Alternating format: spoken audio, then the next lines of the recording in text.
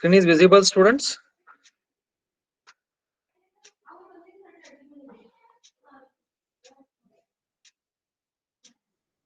Yes, sir. Yes, sir.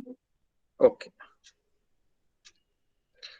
The next topic will be covering on how to convert the given problem statement into ladder rung programs. That is, given the problem statement, how to convert the problem statement into the rung diagram. That is the next topic. We'll take up one or two examples to illustrate how we are going to convert the statement of the problem to rung diagram. Take this example. Figure below shows the drilling process that requires the drill press to turn on only if there is part present and the operator has one hand on each switches. Figure below shows the drilling process that requires the drill press to turn on. That means this drill press should be turned on. That is, the drill motor should be turned on only if there is the part present here below the drill press and the operator has one hand on each of the switches. That means the switches should be sensed, they should be started. And once the switches are pressed or they are started and the part is present below the drill press, then only the drill motor will be turned on. This is the problem statement. Okay, note down this statement.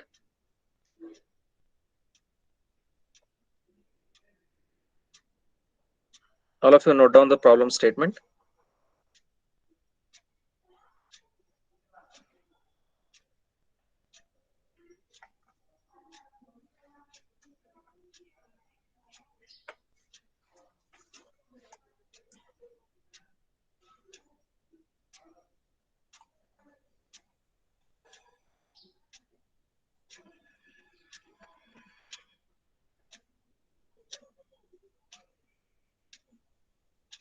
Noted, students?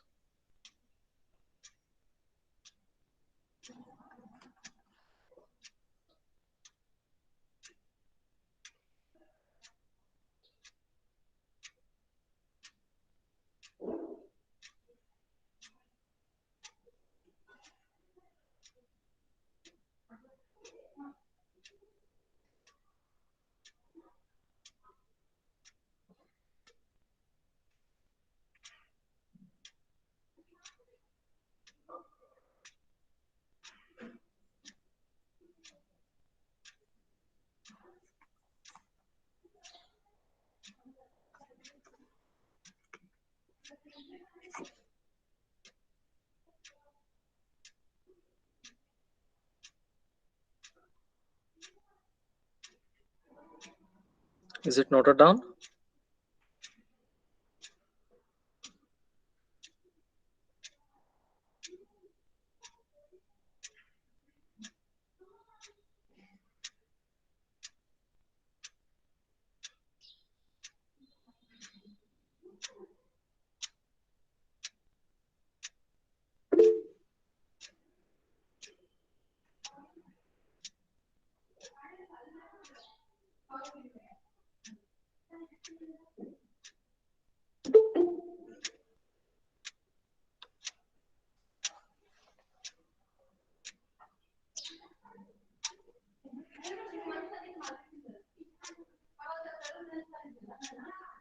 Taken?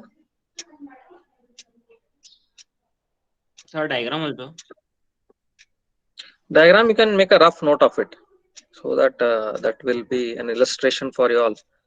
Make a rough note of it quickly.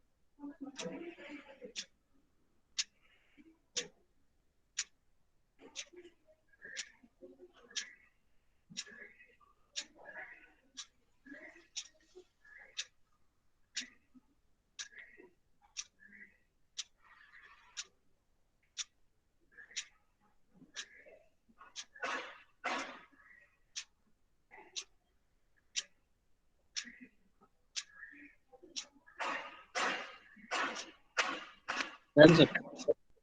Done? Okay, fine.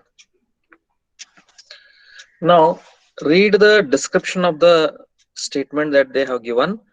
Below figure shows the drilling process. It's a drilling process that requires a drill press to be turned on only if there is a part present and the operator has one hand on each of the switches. Okay, this is the narrative description of the problem or the example, and we have to convert this narrative description into ladder rung diagram. Now, if we want to convert into a ladder rung diagram, then we have to understand which are the inputs in the description, then which are the outputs, then how to go about in writing the ladder rung diagram, how to draw the instructions or how to use the instructions in the ladder rung diagram. Now tell me students, by looking into this, which are the inputs that you are looking into this diagram? Which are the inputs? Look into Part this figure. sensors, Part sensor is one input, very good. Then any other inputs? hands, Hands or the switches. Hands are nothing but when you press the hand on the sensors. So sensors are the one which are the switches, right?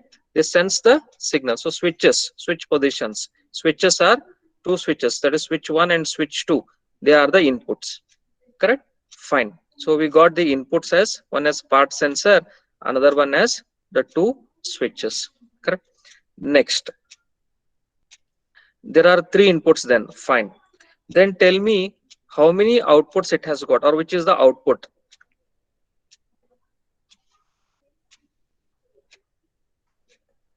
drill motor, Drill motor, very good. Drill motor or the motor is the output, is it not?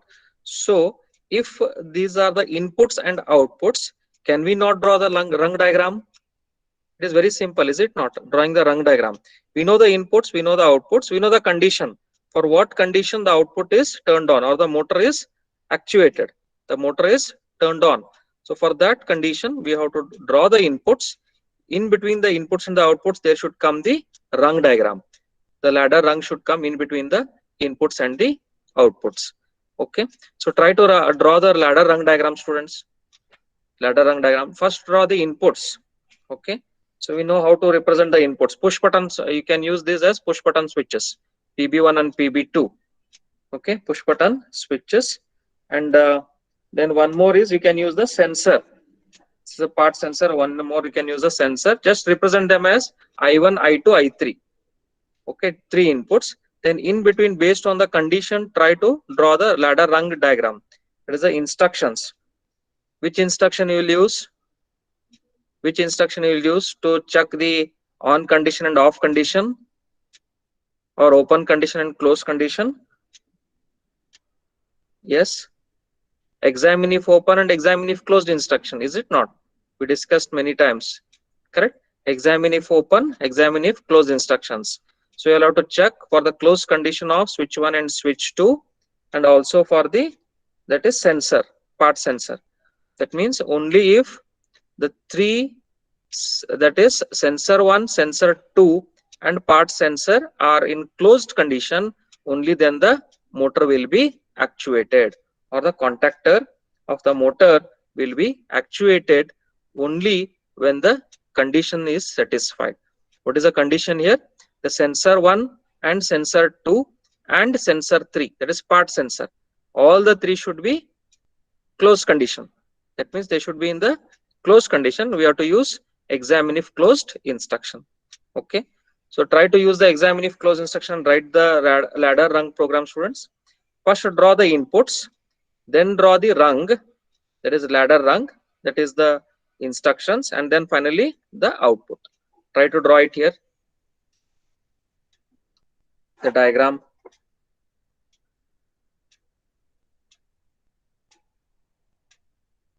Take few minutes and try to draw the ladder rung diagram.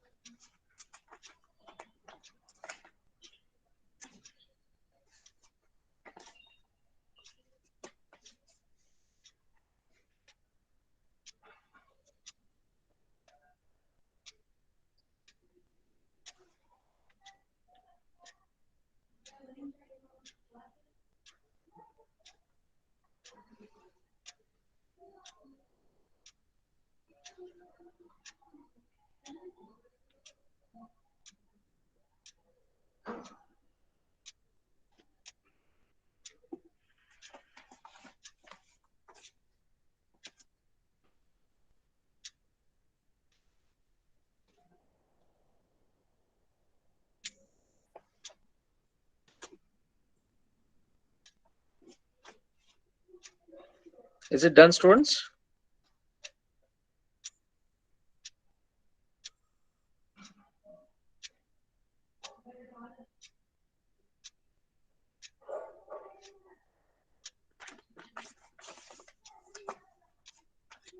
Yes, sir. Okay. Can you all show me your screen? Whatever you have drawn. Is it possible to share? Yes, please, Prasad.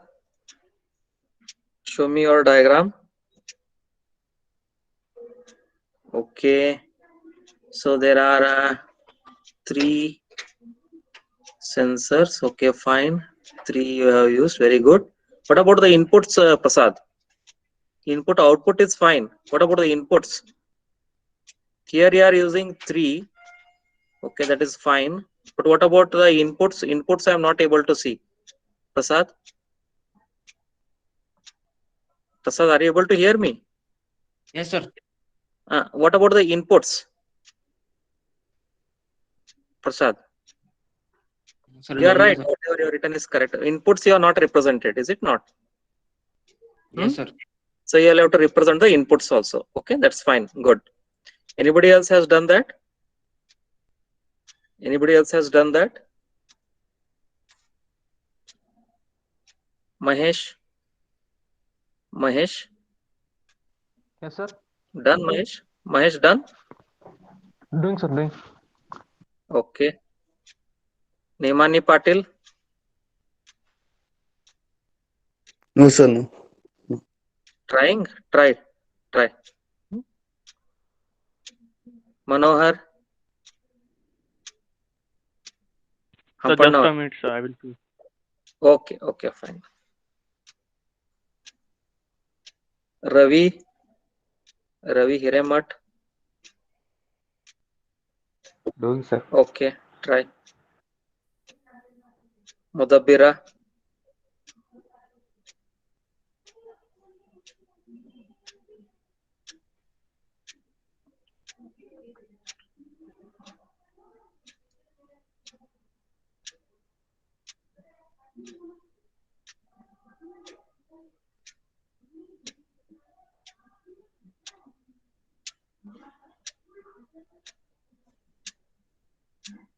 Haldankar Pratik Jitendra? Haldankar Pratik Jitendra?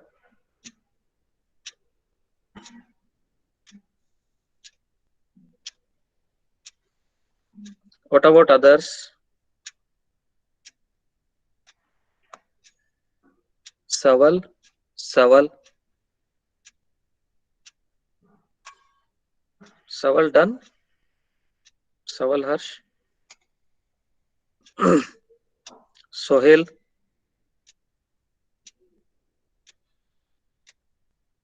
Sohail Mullah?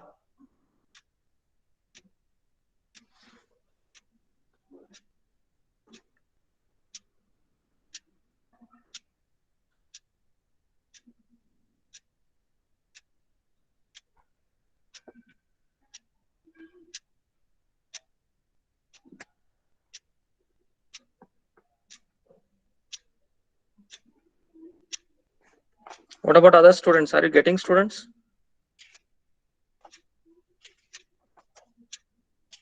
Others have to show me.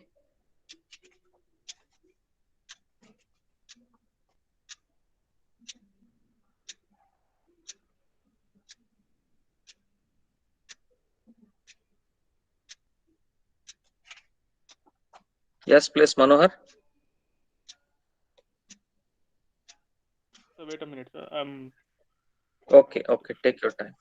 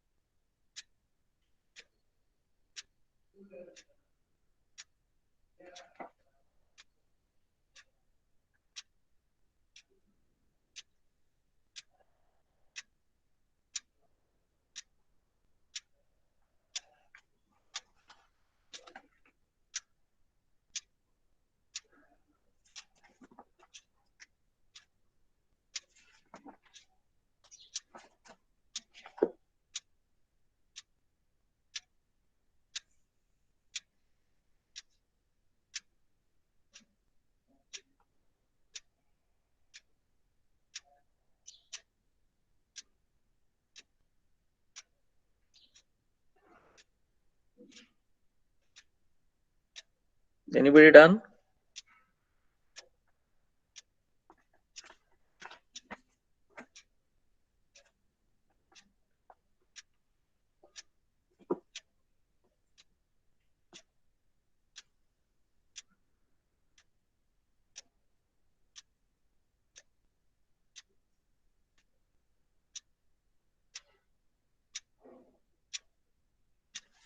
Okay. Manohar got it finally? Manohar?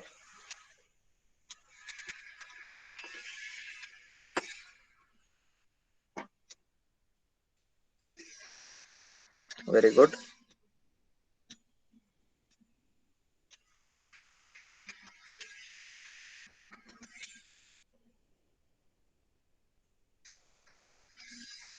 So there's a bit of problem. I am unable to share the camera.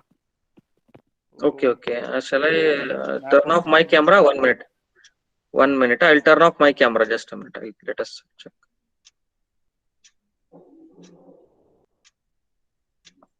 Okay, now you see.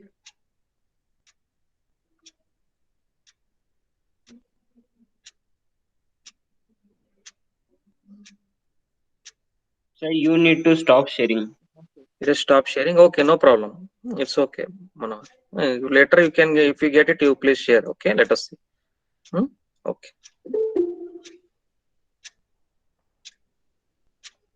Anybody else has done that? Other students? Okay.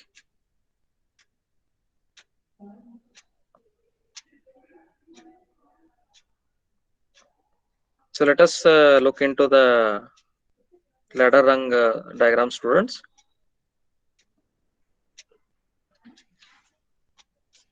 This is how it looks like. So this is the push button 1 sensor. It's a switch, and its address is I:3/4. Some address you can represent. Need not be only I:3/4. You can take it I:4/5 or I:5/7. Anything you can take. Okay, just for making it know that So screen is not visible. screen is not visible. Okay, 1 minute. Just a minute. Visible, sir. Visible? No problem. No. 1 minute.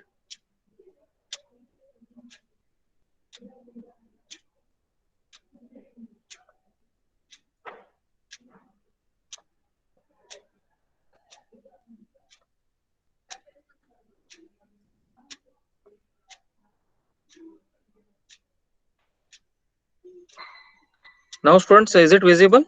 Yes, sir, no visible. Okay, fine. Thank you.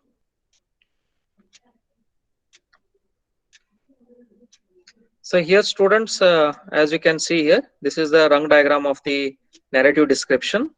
Here there are three switches or three sensors, two push button sensors or switches, PB1, PB2, and this is one, the proximity sensor. Okay, that is the part sensor. Okay, this one, part sensor, what is placed below the drill process. It is a part sensor. Then these are the two push button switches. Totally there are three inputs. So I'm representing the inputs here connected to the line input signal. Okay. Then after that, next we have to draw the rung diagram. Rung diagram is simple. That is push button 1, push button 2. This is actually push button 2. It should be 2 here. There is slight mistake here. PB2, then sensor, then it is motor contactor. Okay, motor contactor. It is as good as a relay, which is meant to carry high current capability. Okay, which carries the high current. Relay carries low current, whereas the contactor is as good as a relay, which is meant to carry high currents, high values of current. Then here, this is examine if open or examine if closed instruction. What you are seeing here, is it examine if open or examine if closed? Whatever you are seeing here. Last class I discussed about this. Normally open, normally closed for the relay, and normally examine if open, examine if closed for the relay contacts. So this is examine if closed contact, examine if closed contact. Okay, if there is a cross line here, then it is examine if open. There is a cross line, then it is examine if open. Okay, so this is examine if closed relay contact, internal contact. Okay, so this is examine if closed for PB1, for PB2, and similarly for the sensor. Now, what is the condition that they have mentioned? Condition is the motor should be turned on, or the motor contactor should be turned on under the condition when the three switches are in on state or they are in closed state. Three switches, PB1, PB2, and part sensor, when they are in closed condition, the motor should be turned on. Based on that, we have to draw the rung diagram based on the description that is given. That is, here it is examine if closed. If this is true, then PB2 this is also true, and sensor this is also true. It is in series because we want all the three to be true. Right? It should be connected in series. They are connected in series. So when all these become true, that is push button 1, push button 2, and the sensor, they are pressed, and when they become true, the motor contactor will be energized.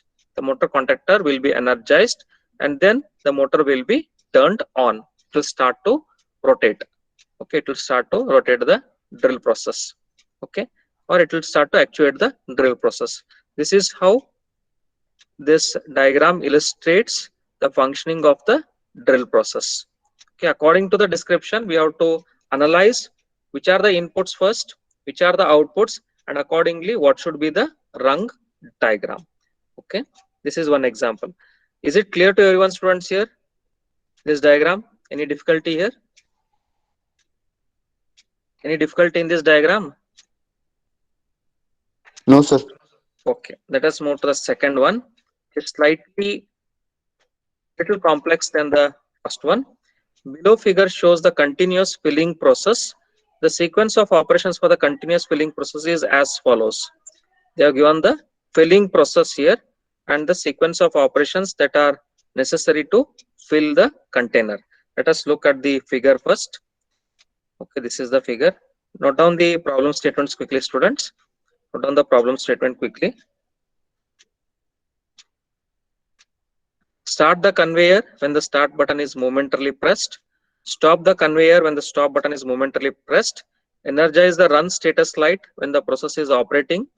Energize the standby status light when the process is stopped. Stop the conveyor when the right edge of the box is first sensed by the photosensor.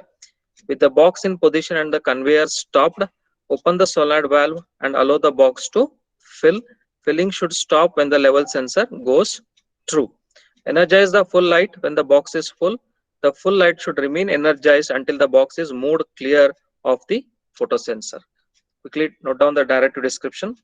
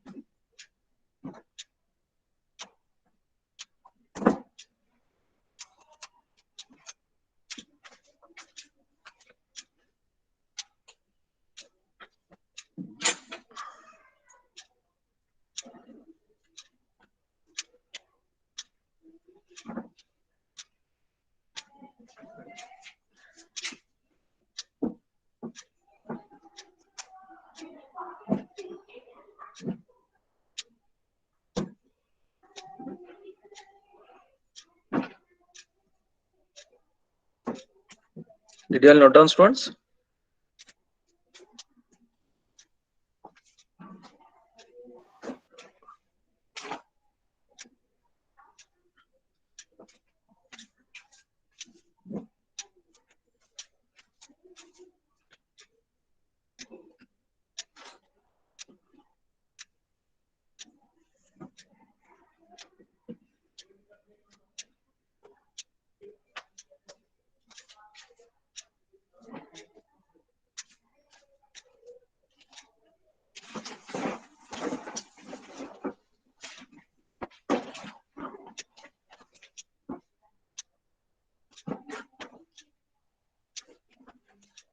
I hope it is taken.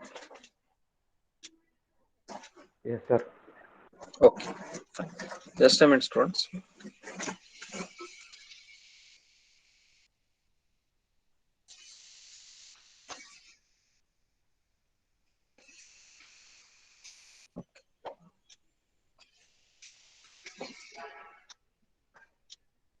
Read the statement. I'll quickly read the statement again. Start the conveyor when the start button is pressed. This is the figure. You can later have a look at it. Then this is the hopper, which is the one which is filling the this container with this liquid.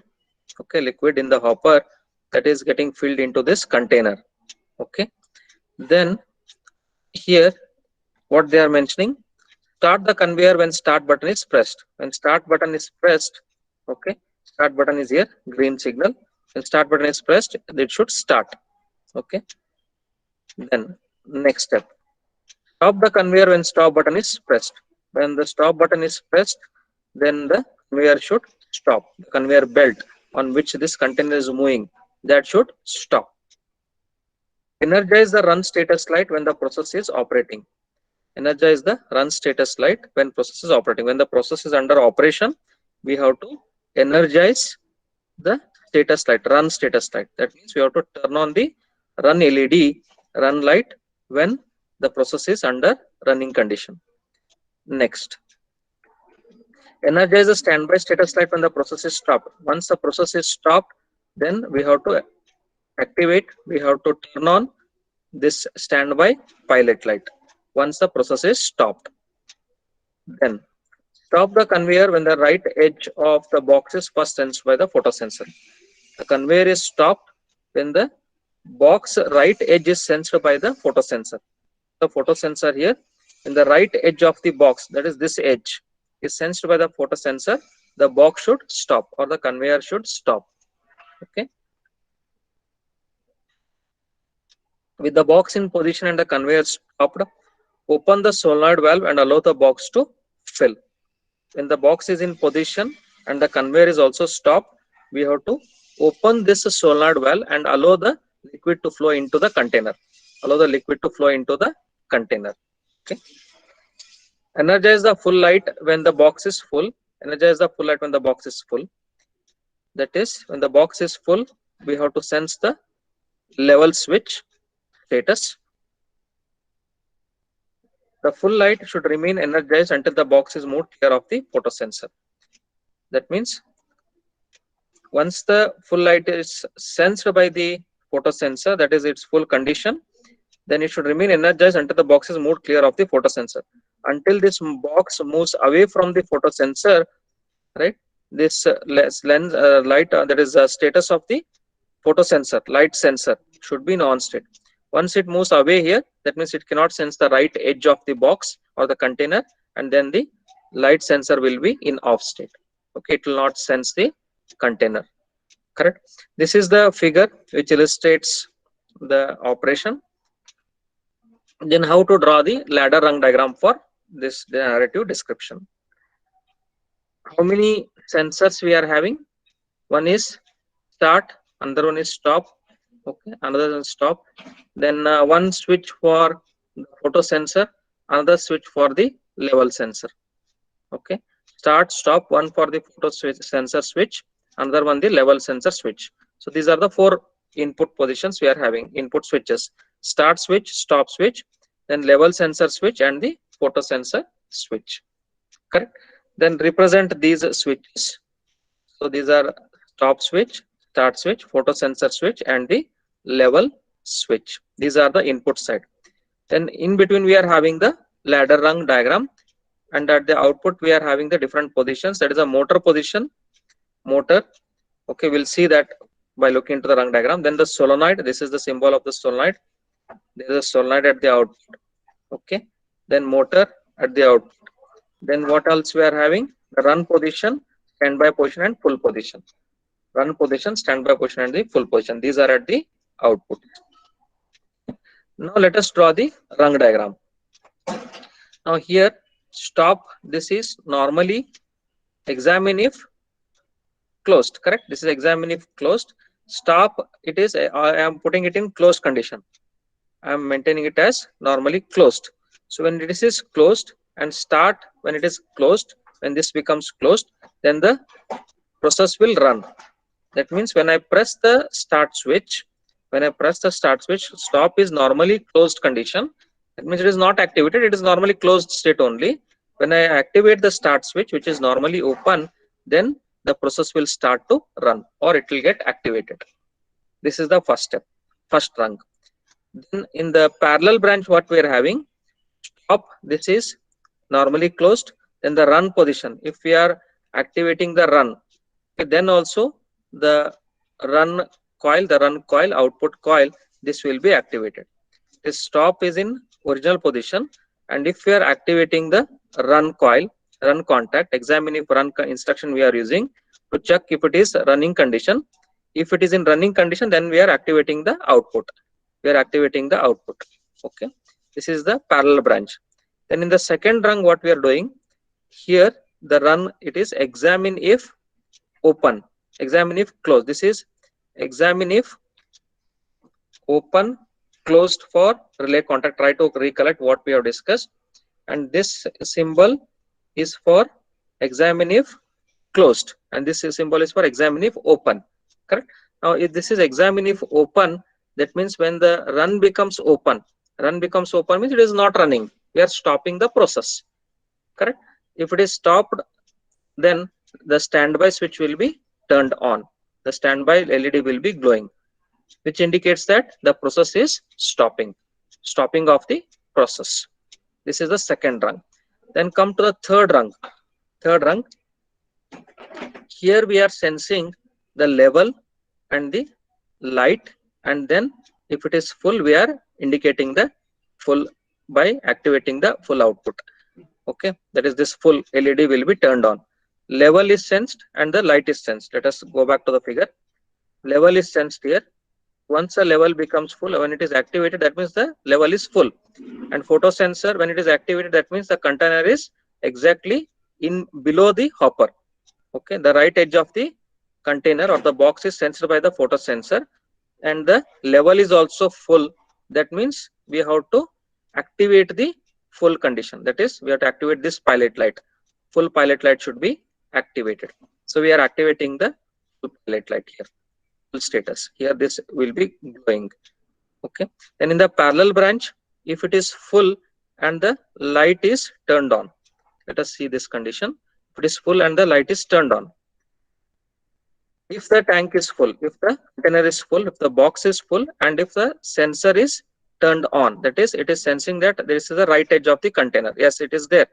The container is present and it is full also. Sometimes what may happen, even though the level sensor may not be used, it may become full, correct? Even though sometimes if level sensor is not indicating the status, because the container is below the hopper, because it has been sensed by this photosensor, the right edge of the container, it becomes full automatically once it is below the hopper, correct? So that is sensed here. It is sensed that it is full and the light is sensed, and then also we are activating the full condition. This pilot light will be glowing. This is in the parallel branch. That is, when full condition and light is sensed, then we are activating the light. This LED will be turned on, this light. Then next, rung 4. This is rung 1, rung 2, rung 3, rung 4. In the rung 4, we are sensing, this is examine if, which instruction, students? This one, if there is a cross line, examine if open. This is examine if open. Okay. If this is examine if open, that means light is not sensed and then it is run condition, then the motor will be turned on. If light is not sensed here, what it indicates, that means this is not in the required position. The box is not exactly below the hopper. That means the motor will be running. It is bringing this container or the box below the hopper. So we are activating the run condition of the motor.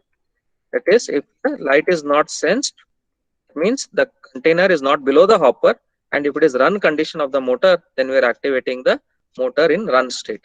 It is in run state.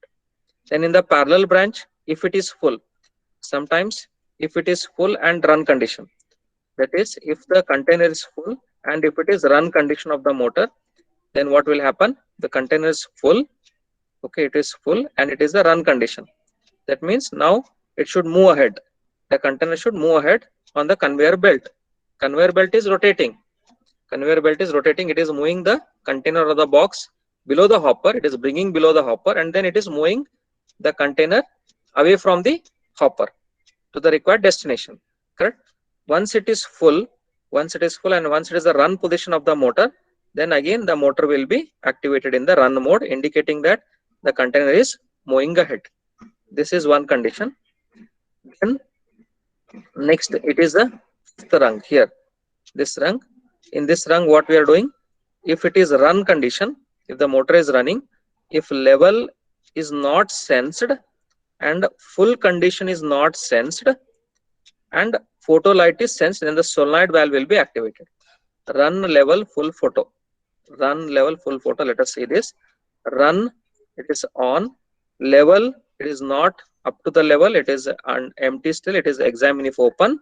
Then full, it is not full. It is not full. Correct. Still, it is at the lower level. Just now this container has arrived below the hopper, and then the light is sensed, indicating that it is the right edge of the container, right side edge of the container.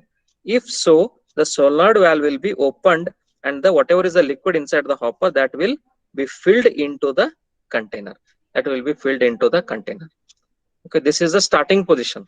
So we know just now what all we indicated here. This is all under the run condition and stop condition, full condition, motor run condition. Now we are indicating for the solenoid. For the solenoid to be activated, it should be run level, full and photo condition. That is, the motor should be running. Level should be minimum or at some other level. It is not yet reached the full level. Full is not reached, and there is a photo sensor which has traced that or which has activated that the right edge of the box is there. It has detected that. So once it has detected that, then the solenoid valve will open and whatever liquid is there in the hopper, that will fall into the container, that will be filled into this container or the box. Okay. If so, then the solenoid valve is activated. That is our last rung description. Okay. So this is how we are having the ladder rung, and we are having the outputs. When a particular rung is activated, the particular output will be activated. For example, when the fourth rung, this first, second, third, fourth, when fourth rung is activated, motor is activated. So this is the motor actuation. Then solenoid is activated here in the fifth rung, last rung. So solenoid is activated at the output. Then run position, first rung, standby position, second rung, and full position, third rung. This is how we are supposed to draw the ladder rung diagram, given the condition, analyze it, and accordingly we have to draw it. Okay. It did not be same exactly as this only. It differs from person to person. Drawing the ladder rung diagram differs from person to person, but whenever you are drawing the ladder rung diagram, it should be according to the description which is given. Look into the description, try to analyze what is the description given, to understand that. Don't simply start drawing the ladder rung diagram immediately when you see the description. When you read the description, take 1 or 2 minutes, read the description, try to understand it. Okay, see which are the inputs, which are the outputs, and what is the condition that they have given, or what are the set of conditions being given. Based on that, draw the ladder rung diagram. Okay, I hope it is clear here, students. The second example, any doubts here in the second example, students? If you're having any questions, you can ask.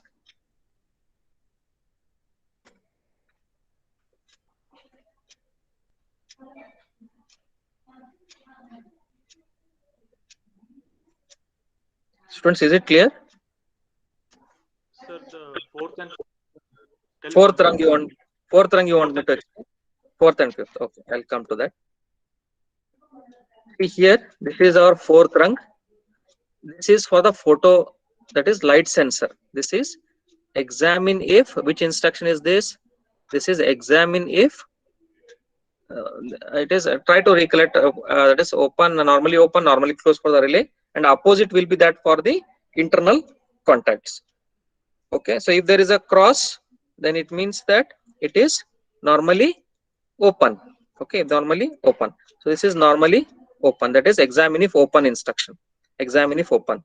That means if the light sensor is open, what it means? Light sensor is open. That means this is the light sensor. It is open condition. That means it is not sensing the light. That means the container or the tin has not reached below the hopper. It is still in the original position or on the way nearing to the below the hopper. It has not yet arrived below the hopper. Correct? That is, light is sensed not as if open position. That is, it is not detected the container. And then one more condition is run condition. This is the run condition of the motor. Run condition, we are indicating this with this examine if closed contact. Run is under process, motor running condition. And then we are actuating the motor. We are actuating the motor, or we are indicating that the motor output is turned on because it's a run status. Okay, this is the first branch. And in the second branch, what we are doing, this full, we are checking the status now. Full means that this container is full. This container is full and it is the run condition. Run condition here, run condition is indicated by pilot light. When it is run condition and the tank is full, this container is full, then what will happen? It will be moving ahead. Okay.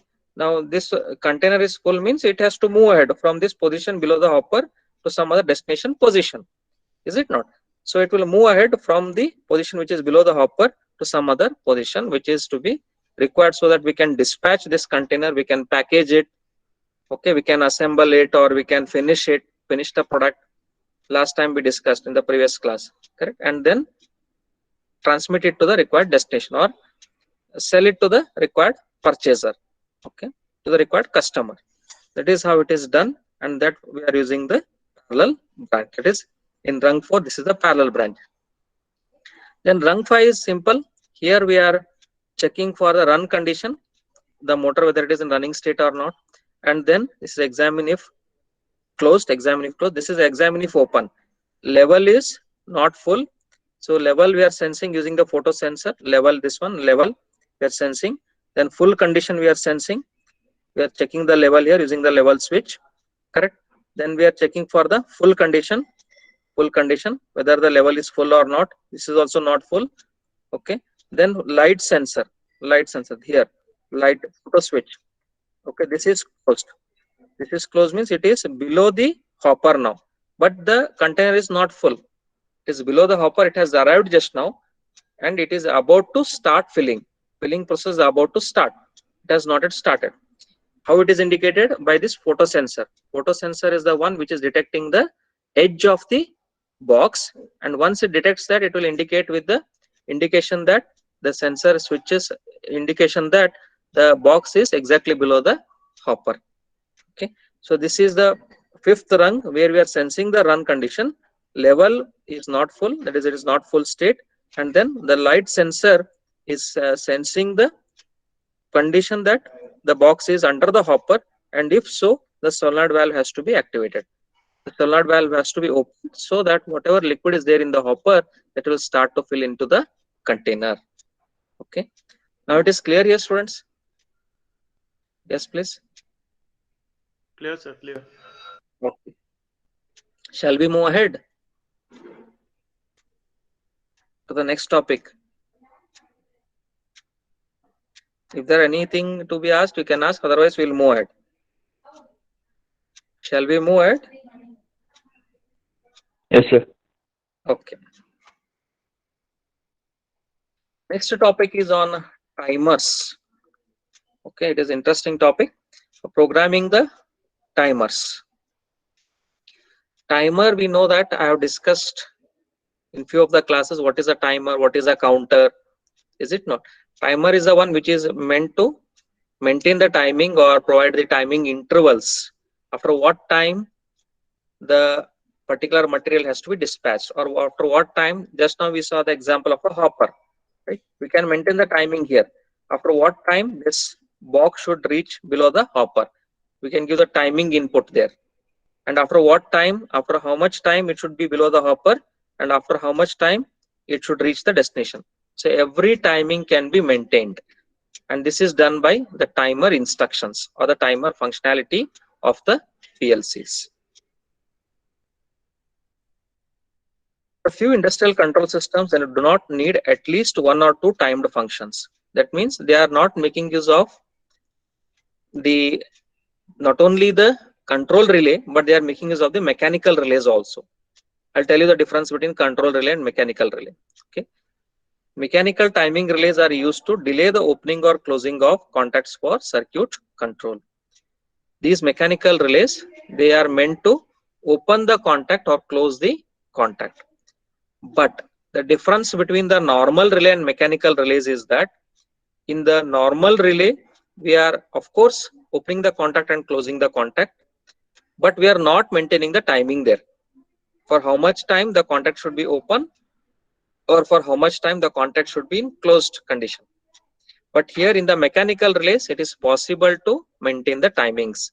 For how much time the contact should be in open position, for how much time it should be in closed condition. Okay, this is the advantage of using the mechanical relays over that of the normal relays. The operation of a mechanical timing relay is similar to that of a control relay, except that certain of its contacts are designed to operate at a preset time interval after the coil is energized or de-energized. That means after the coil is energized in the mechanical relay, there is certain time interval for which the contact may be in open state. After the coil is energized, it may so happen that there is certain time interval to maintain the contact in closed condition, in closed contact. Okay, that is the advantage of the mechanical relays.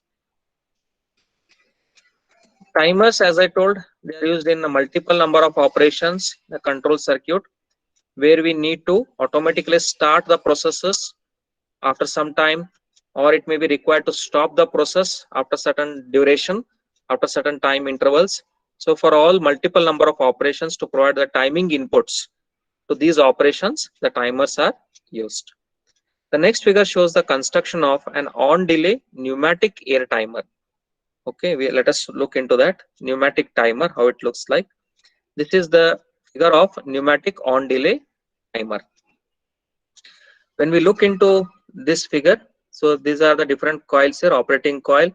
Then we have normally open terminals, instantaneous contacts, normally closed terminals. These are related to instantaneous contacts here, instantaneous contacts. Okay, instantaneous contact is the one which gets energized immediately. Immediately when the current is passed through it, it gets immediately energized. That is why it is called as instantaneous contacts. And these are the terminals under the instantaneous contacts. That is normally open terminal and normally closed terminal.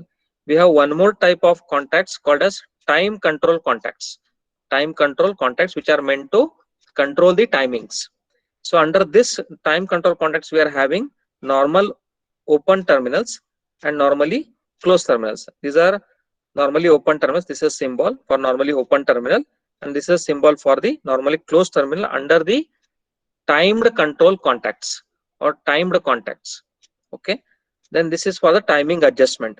Here there is a needle, and this needle moves here to open or close the orifice. There is a orifice here. Okay, and this orifice, there is a opening and closing by a needle arrangement. There is a needle arrangement which opens and closes the orifice slot. So when this orifice structure or the orifice slot is opened and closed, what happens? The air will be passing accordingly. It will change accordingly. That is why it is called as pneumatic. When the needle valve or the needle moves inside and opens up the orifice, or moves outside and opens up the orifice slot, the air inside the orifice is adjusted. Based on this air adjustment, the relay mechanically it will operate. The relay will operate mechanically. Okay. The time delay function depends on the transfer of air through a restricted orifice. Time delay, how much time delay we are supposed to provide, that depends on the transfer of air through the orifice. If the air transferred is more, then it may so happen that the time delay is more. The air transferred to the orifice is less, then the timing will be less. The time delay period is adjusted by positioning the needle valve to vary the amount of orifice restriction. When the coil is energized, the timed contacts are delayed from opening or closing. What will happen here? When you are energizing the coil, the time contacts are delayed from opening or closing. That means based on the energy that is being applied, based on the coil energizing process, the contacts will be opened after certain time or they will be closed after certain time duration. However, when the coil is de-energized, now when we do the reverse process, that is when we de-energize the coil, then the coils will come to their normal state or the relay will be moving to its normal initial state. The timed contacts return instantaneously to their normal state.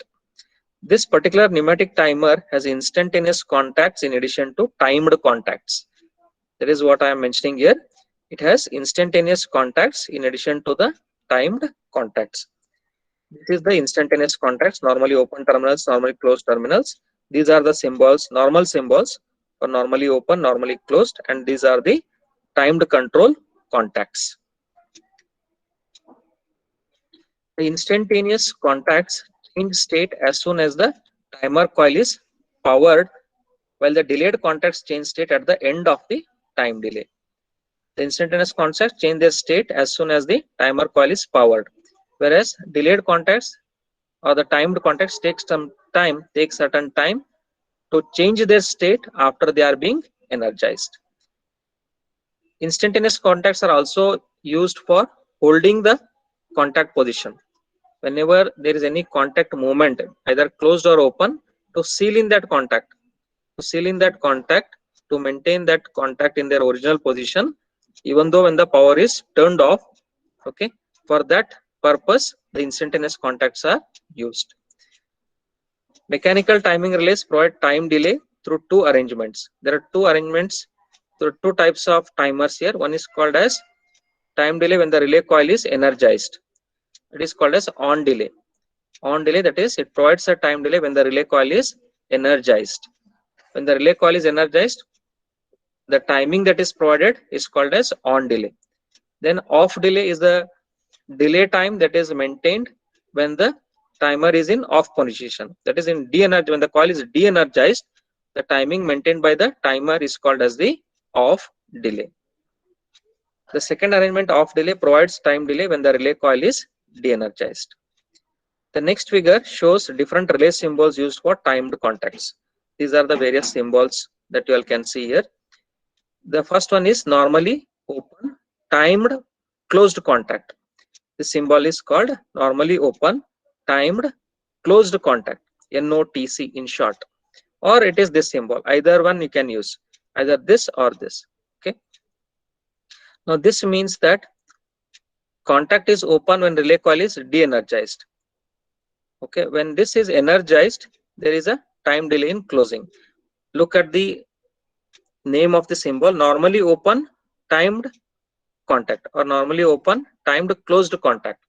That means it is normally open when the coil is energized. When the coil is energized, it will take certain time to close the contact, and hence it is called as normally open, timed closed contact. What is this?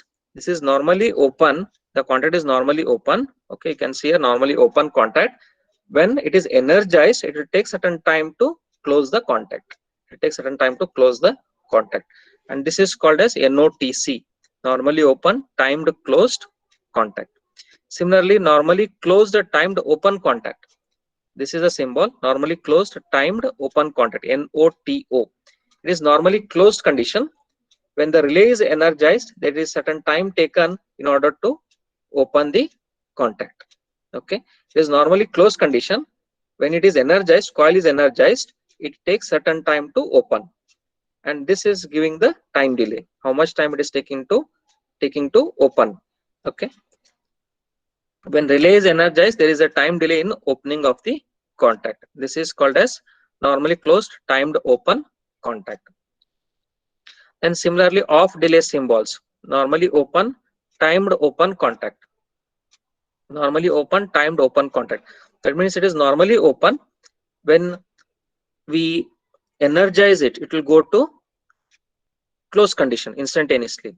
When we energize it, it goes to close condition instantaneously. When we de-energize this, it takes certain time before the contact opens. It is normally open. Okay. When we energize it, it will become closed. And when we de-energize, it should go back to original condition. That is, it should go back to normally open state. Right? Normally open state. So when we de-energize this contact, it goes back to normally open state. Right? And while going to its normally open state, it takes certain time. It takes certain time duration. This is called normally open timed open contact. So how we will have to remember? Normally open timed closed contact means normally open. It is normally open timed closed contact. That means when you are energizing the relay, it is going to close condition and it takes certain time to close. That is NOTC. Then NCTO, normally closed timed open. That is, it is normally closed. When we are energizing the coil, there is certain time taken to open the contact. Normally closed timed open. Okay. Then third one, normally open. This is during the energizing of the contacts on delay. Then off delay, this is when it is de-energized condition. When the coil is de-energized. Normally open timed open contact, NOTO. That is, it is normally open. When relay is energized, it goes to close condition. The contact will become closed. When we de-energized, the contact will be opening. And it takes certain time to open the contact. This is called normally open timed open contact. And last one is normally closed timed closed contact. That is, contact is normally closed when relay coil is de-energized. When relay coil is energized, what is happening? Contact opens instantaneously. It is normally closed timed closed contact. When we energize the relay coil, it opens. When we de-energize the coil, it should go back to closed condition. Correct? It should go back to closed condition. So as it goes back to closed condition, it takes certain time. This is called normally closed timed closed contact. Based on the name itself, we should be in a position to identify the function of these different on delay symbols and the off delay symbols. So the function of these symbols lies in the name itself. If you try to understand the naming, how they have named it, right, based on that you will be able to write the function of the on delay symbols and the off delay symbols. Okay. So any difficulty here, students, up till here? Any difficulty up till here?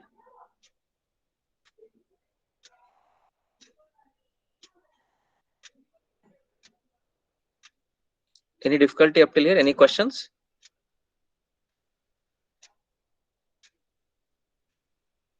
Sir, can you explain me off delay symbols again? Okay, sure. See, this is normally open timed open contact. Normally open timed open contact. This is the symbol or this is the symbol. Any one can be used. Fine. Now, normally open timed open contact. Remember one point, that is on delay symbols, they maintain the timing during energizing of the coil. And off delay symbols, they maintain the timing during de-energizing of the coil. This is one important point that we'll have to remember about the on delay and the off delay symbols. That means these off delay symbols, they operate when the coil is in de-energized state, when we are de-energizing the coil. Okay, that is when relay coil is energized, normally open timed open contact. This is in normally open state. It is open state. When we energize it, the contact will become closed immediately. Okay, but we know that the off delay symbols, we have to operate them in the de-energized condition. So when we de-energized, the contact should come back to its original position, that is open condition. Is it not? So it tries to come to the open condition. There is certain timing it takes to come back to its open position. It takes certain time. Immediately it doesn't come to its open position. This time it takes to come back to its open position is nothing but the time interval that we are applying to different processes to maintain the timings. Okay. Similarly, for the normally closed, timed closed contact. Normally closed, timed closed contact. Okay. It is normally closed position. Normally closed position. Okay. When you energize this, what will happen? It will come to open position. Okay. So when it is open position, when you energize, it will become closed. When it is a closed position, when you energize, it will become open. Remember this point. When it is in open position, contact is open position. When you are energizing, it will come to closed position. When it is a normally closed position, when you energize it, it will come to open position. Okay, this is also one of the important points. Right now, it is normally closed. When you energize it, it will come to open position. It will come to open position. Okay, now we have to operate the contact in de-energized state. So now we are de-energizing. When we are de-energizing, it should come back to its original state. Correct. So it will come back to its original off state, that is a closed state. Sorry, closed state. So when it is coming back to its closed state, it will take certain time duration to come back to its closed state during de-energizing of the contacts. Right. That is when relay coil is energized, contact opens instantaneously. It will open. It is normally closed. When you energize it, it will become open. Fine. Now when you de-energize, what will happen? It will go back to its original position. It will go back to its original position. Okay. So when it is going back to its original position, it will take certain time. Which is its original position? Normally closed. Normally closed. Okay. So it will go back to its original position after certain time interval. And this is called normally closed, timed closed contact. Now it is clear, Mudabira? Yes, sir. Okay. On delay timer is also called as DOE, that is delay on energize, because the on delay here, they are meant to activate when the coil is energized, when the relay is energized, and off delay when the coil is de-energized. Okay. So on delay timer, it is also called as delay on energize. Delay on energize. The time delay of the contacts begins once the timer is switched on, hence the term on delay timing. Once the timer is switched on, the timer will start to work. It will provide certain timing, and this is called as on delay timer or on delay timing. The next figure shows on delay timer circuit that uses normally open timed closed contact. You can see in the next figure, it's a detailed explanation. NOTC contact, it is normally open timed closed contact in this figure.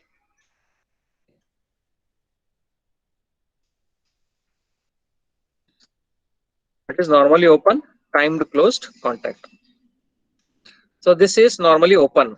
This is normally open. Okay. Now when we energize it, what will happen? It will come to closed condition. Okay. Now when it is normally open, what is happening here? This is in de-energized state. This is in de-energized state, and the contacts are open, and the light is in off state. Light is in off state. Okay. Here we have shown light is in off state. Output is in off state. Correct. So light is off state. Now it is normally open, timed closed contact. Normally it is open. Okay. When we energize this, it will come to closed contact. The contacts will close. When we energize it, the contacts will become closed. When the contacts will become closed, the coil will be energized. This timer delay function coil will be energized. Contacts will become closed. Contacts will become closed. So before the contacts become closed, it will remain in the on state. It will take certain time for the contacts to become closed during energizing of the coil. Normally open, it is initially, the light will be in off state. Light is off. Correct. Now once it is energized, when we press this switch, the timer delay coil will be energized and the contacts will become closed. But immediately the contacts will not become closed. It will take certain time for the contacts to become closed. Okay. That is why it is called normally open timed closed contact. That means it is taking certain time for the contacts to close. Okay. Timed closed contact. So how much time it takes? Here they have given a delay of 10 seconds. It is taking 10 seconds for the timer to be remained in the off state. And once after 10 seconds, what will happen? It will close and the light will be turned on. So after 10 seconds of time duration, the light will be in on state. Okay, this is representing input conditions for the switch S1. Okay, then the output L1 for the indicator or the pilot light. Okay, so this is how it illustrates the timing diagram, which shows that when the switch is open state, it is de-energized, contacts are open, light is off state. When the contact is closed, it will get energized, timer delay coil is energized, contacts get closed, but immediately it will not close, it will take certain time to close, about 10 seconds time duration it may take, and then the light will be turned on. Fine. Is it clear here, students? This description is clear here for the on delay timer circuit that uses normally open timed closed contact. Is it understood here? Any difficulty here? I hope everybody understood. Yes, sir. Yes, students. Okay, fine. We'll move ahead.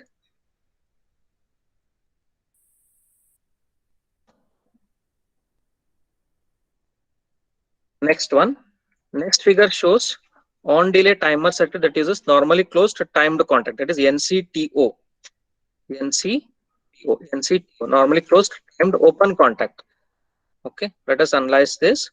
See, it is initially open position. Okay, switch is open. So when switch is open, right, this delay coil will be in de-energized state. When it is open, there is no current flowing. It is de-energized state. The contacts are closed, delay contacts are closed.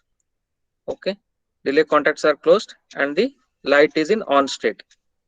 Okay, so for the switch is open, that is switch is initially open, TD coil is de-energized, the time delay coil is de-energized, TD1 contacts are closed. TD1 contacts are closed here. Look into the figure, accordingly you have to explain by looking into the figure. TD1 contacts are closed in the de-energized state, and the light is turned on. Light is in on condition. Okay, light is on, and the light L1 will be on. When S1 is closed, suppose when we close the switch, initial condition is as it is. Whatever in the figure it is given, it is the initial condition that we have to take. We have to assume. Okay, next condition is when we put the switch to other position. That is either it may be open position or closed position. Now initially where we have taken the switch to be in open position, next put it into closed condition. When the switch is closed, what happens? The TD coil, the timer delay coil will be energized. Okay, when this is energized, so this is normally closed. This will go from closed condition to open condition. And when it wants to go from closed condition to open condition, it will take a time delay of 10 seconds to open. So when it is taking a time delay of 10 seconds to open, after 10 seconds when it opens, the light will be turned off because it becomes an open path. When this TD1 contact opens, it becomes an open path, and hence it goes off after 10 seconds.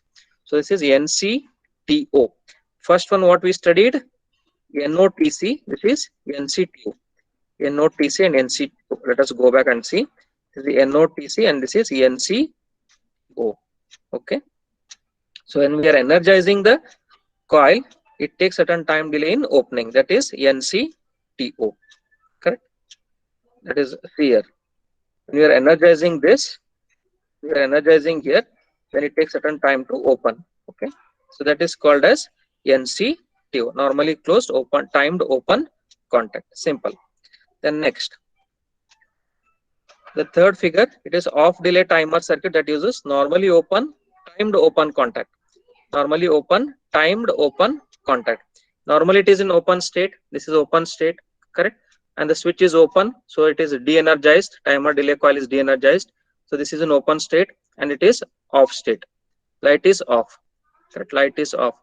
So when it is still off, then let us see when it will be turned on. Now next, what they are saying, normally open timed open contact. So this will activate when the coil is de-energized. Correct? So next is when we are activating the switch. When you are closing the switch, the TD coil will be energized. Okay, and the switch will be closed. Okay, so it is energizing. We are energizing here. When we are energizing, the TD1 contact will become closed from its normally open position, and the light will be turned on. Correct. So the light will be turned on here. So then, just a minute. When S1 is initially open, TD coil is de-energized. So TD1 contacts are open and light will be off. When S1 is open, TD coil is de-energized, of course. So TD1 contacts are open and light will be off. When S1 is closed, then what will happen? TD coil is energized and TD1 contacts closed. So instantaneously it will switch to on state. The light will be in on state. Then next condition, third condition, when S1 is opened, when we open this switch, that time the timer, this timer delay coil will be de-energized. Okay, so it has to go from closed state to open state. So it takes certain time to go from closed state, that is closed state, to open state. Okay, so that is from on state to off state. Correct. That is why here it is shown from on state to off state. It is going on to off. It is taking 10 seconds. Right. So first, what we are doing, we are pressing the switch. It is energized. Okay, and is energized. Once it is energized, then this TD1 will close and the light will be turned on. It is turning on. Okay, here it is turning on from off to on state. The next condition, when we open the switch, the timer delay coil will be de-energized. Okay, so the timer delay contact will open from its close to open state. Now when it is going from close to open state, it takes certain time. Okay, that is the that is time taken is 10 seconds to go from on state to off state for the pilot light. So the name itself will tell, normally open, timed open contact. Normally open, it is normally open, and when it is trying to open during the de-energized condition of the contacts, it will take certain time. That is why the naming given to this is normally open, timed open contact. Fine. Then the next one, off delay timer circuit, that uses normally closed, timed closed contact, NCTC. This is normally closed, timed closed contact. Okay, let us try to analyze this. First, we have to analyze as it is. Normally, that is what they are saying, normally closed, timed closed contact. Normally closed means normally this should be in closed condition, this contact. Okay? Then we have to analyze. So switch is in open state. So this we have to activate when it is in de-energized state, NCTC. First two is for open, that is on timer. This is off timer, off delay timer. So this has to be activated in the de-energized state of the coil. Yes. So when this S1 is in open state, the TD coil is de-energized. So when this is de-energized, this is in closed condition and the light is in on state. Okay, light is in on state. Okay. Next, what we are doing, we are closing the switch. The TD coil will be energized. Okay, so this will become energized. Initially it is de-energized. Only this was energized earlier. Now when the switch is closed, TD coil is energized, so this will also become energized. So when it becomes energized, it will go from closed state to open state, correct? Then again, what we are doing, we are opening the switch. When we are opening the switch, now remember it is in open state, TD1 is in open state. Next, what we are doing, we are opening the switch. When we open the switch, TD coil, timer delay coil, will be de-energized, and this timer delay coil will also be de-energized. So it will go from open state to closed state. While it goes from open state to closed state, it will take certain time. And how much time it is taking? When it is going from open to closed state, that is from off state to on state, is taking 10-second time duration. This is off state. Okay, when it is off, after it becomes off to on, it is taking 10 seconds time duration. That is what it is indicated here. Okay, first it is normally closed. Okay, when we close the switch, it is become energized. This also become energized. It will open. Okay, and the light will be off. So it is off state initially. Then next, when we are opening the switch, when we open the switch, this TD will be de-energized, and this also will become de-energized. It will go from open state to closed state. When it is going from open to closed state, what should happen? It will take certain time duration. Okay, and then the pilot light will be turned on after a duration of 10 seconds. Okay, hence it is called as normally closed, timed closed contact. This is for the off delay timer. The main difference between on delay timer and off delay timer is both are meant to provide timing only, But in the on delay timer, the timing is provided by the energizing of the coil. In the off delay timer, the timing is provided by the de-energizing of the coil, okay, or the de-energizing of the contacts. Okay, I hope that these four are clear to you all, students.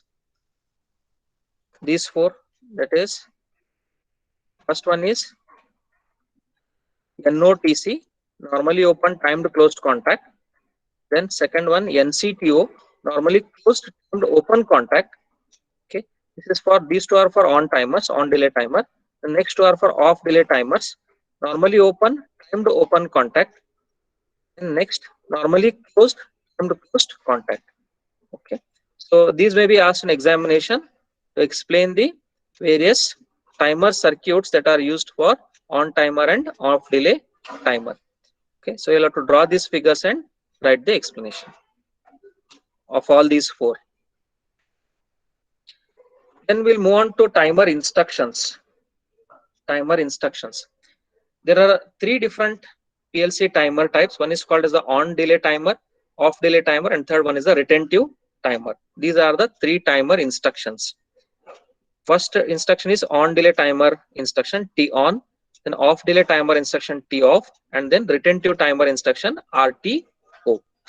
The most common among these is the on delay timer, because other timers are derived from this on delay timer. So it is the most commonly used timer, which is the on delay timer. There are also many other timing configurations, all of which can be derived from one or more of the basic time delay functions.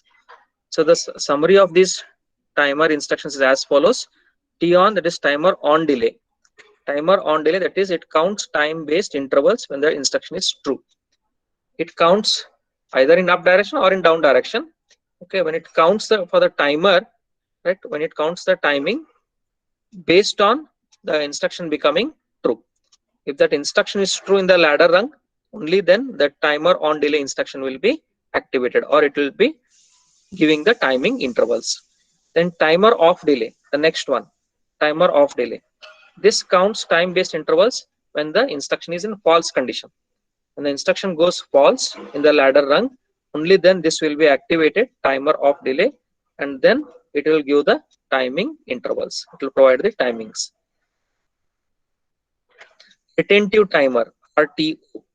Retentive timer on, this counts the time based intervals when the timer is turned on, and even after the power supply is removed from the circuit, the timing delay will be maintained. Hence it is called as retentive timer. The meaning of retentive is it will retain the time delay even after the power supply is removed. Even after the power supply or the power cycle is removed from the circuit, the timer delay will be maintained, and hence it is called a retentive timer on instruction. Then reset. This resets a retentive timer's accumulated value to 0. This is meant to reset the timer value to 0. Resetting. What do you mean by resetting? Reset means make it 0. Okay, the meaning of reset is make it 0. Whatever is the value of the timer stored, maybe 5 seconds or 10 milliseconds, okay, or 10 nanoseconds or 10 microseconds, whatever is the time delay, that is made equal to 0 by the usage of reset instruction. There are several quantities associated with the timer instructions. There are three terms that we have to know here. One is called the preset time. Preset time is the timing, how much you are maintaining the timing, or how much time we are supposed to give in the process. Okay, that is called as the preset time. Suppose say I want a delay of 5 milliseconds to move the container from the starting position to the position below the hopper. The example that we studied at the beginning. Okay, so that means preset time is 5 milliseconds or 10 milliseconds, like that. That is the preset time. Then accumulated time. Accumulated time is the present time. Say we have started the timer. Okay, we turned on the timer. It is moving. I want to maintain the timing of say 50 seconds. 50 seconds. Okay, I'll turn on the timer. Then in between I go on seeing the timer. How much it takes for this operation? It is taking 10 seconds. For the next job, it is taking 20 seconds. That is nothing but the accumulated time. 10 seconds, 20 seconds, 40 seconds. This is the accumulated time, in between time. Okay. Then next is called as a timer base. Timer base is the in between intervals with which you are measuring the timings. Suppose in between the span of 0 to 50 seconds, I'm measuring the job, or I'm measuring that particular output, whatever is being obtained from that process, say at an interval of 5 seconds. I see at 5 seconds what is the output, and then again the same output I check how much is the output obtained at 10 seconds or 15 seconds or 30 seconds, like that. So that is called as the time base. After every interval at which I am going to check the condition or the timer condition status, it is called as the timer base. The next one shows coil formatted timer instruction. This is the coil formatted timer instruction. Here it is nothing but the representation of the timer instruction. This is a timer address. This is T on instruction, timer on instruction, which will be activated during the coil energizing condition. The coil is energized, it will become activated. This is a type of timer. Then this is the address. Okay, this is the address that is shown here.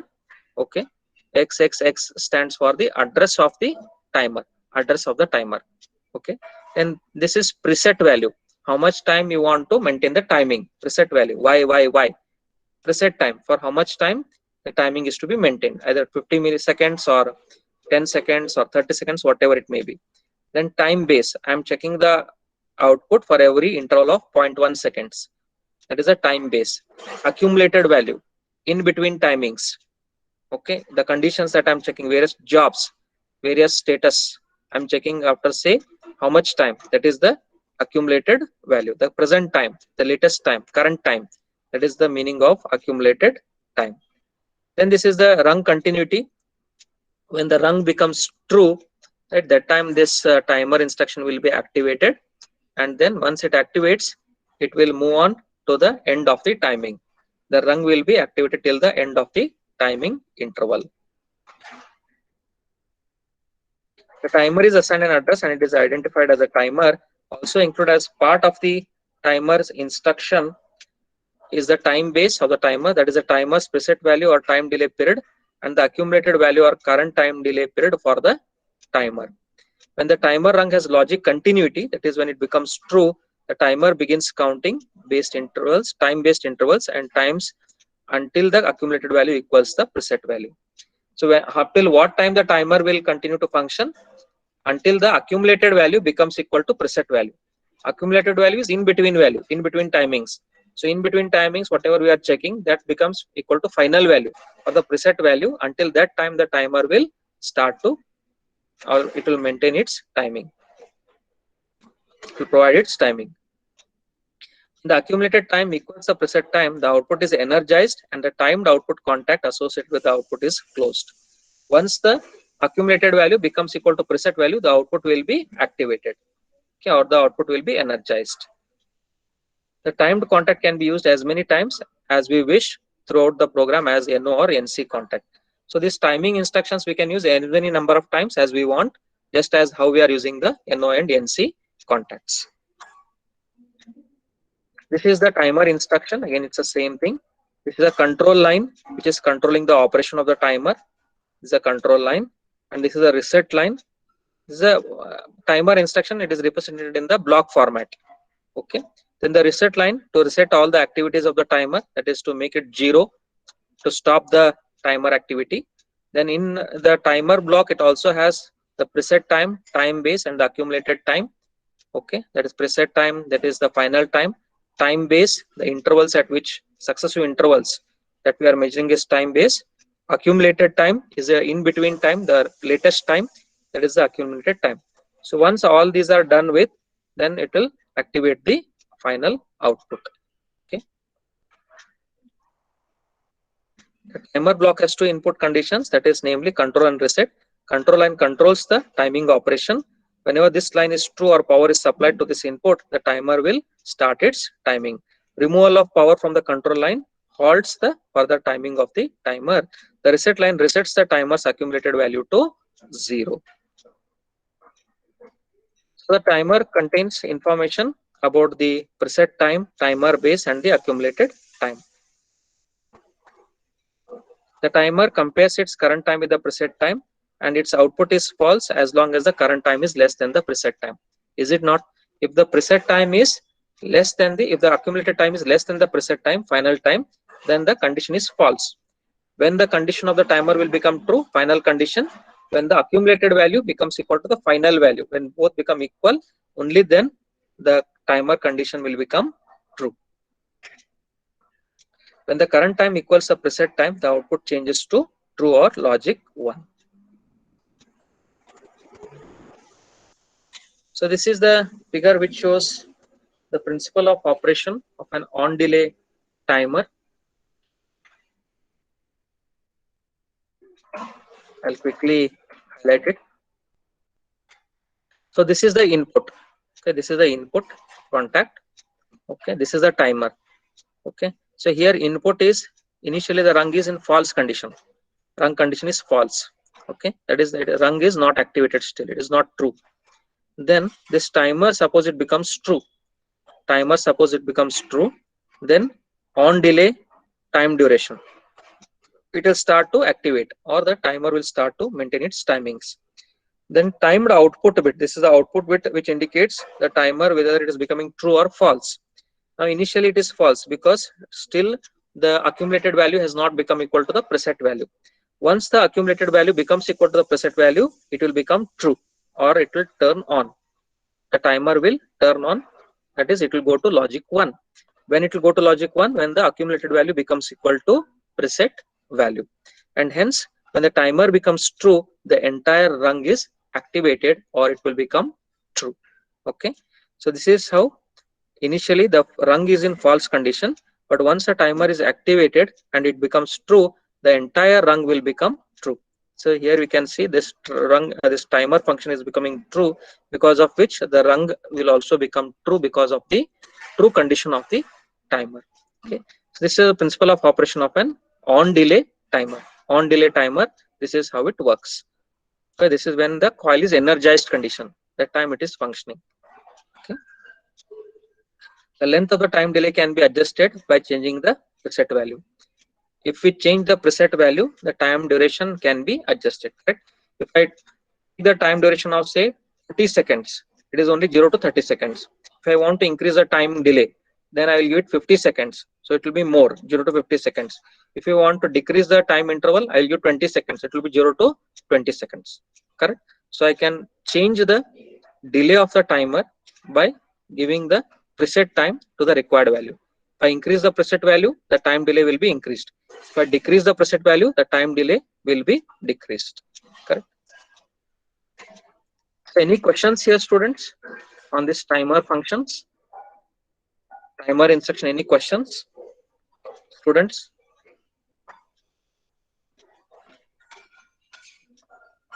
Any questions here, students? Emmanuel, any questions? Emmanuel? No, sir. Was it understood, Emmanuel? Yes, sir. Okay. Then Manohar? Manohar?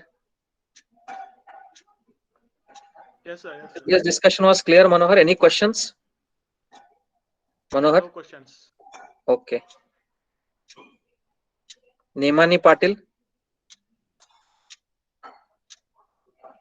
Nemani Patil? No, sir. Any questions, Nemani Patil? Any No, sir. Any difficult? question? Okay. No, Ravi Hiremat? Ravi Hiremat? Ravi? Hello. Any problem in understanding, Ravi? Hello. No, sir. Ravi, I am able to hear you. Any problem in understanding? Anything not understood? No, sir. No, sir. No, sir. Clear, right? Everything is clear? Yes, sir. Okay. Okay. Okay, students. Okay, students. Then we'll continue in the Friday's class. Emmanuel, I'll give your attendance. We'll continue in the Friday's class, and then on Saturday we'll take on extra class. Okay, I think we need 1 or 2 extra classes of about 1 hour, so that we can complete this module 2. Okay, so Saturday morning I'll be taking the extra class for you all, but before that I have the class on Friday. I'll complete it, and then on Saturday I'll be taking the extra class for you all. Okay, please inform other students. Thank you. 8:30 to 9:30 will be the timing on Saturday. 8:30 to 9:30. Okay, sir. Okay, fine. Thank you.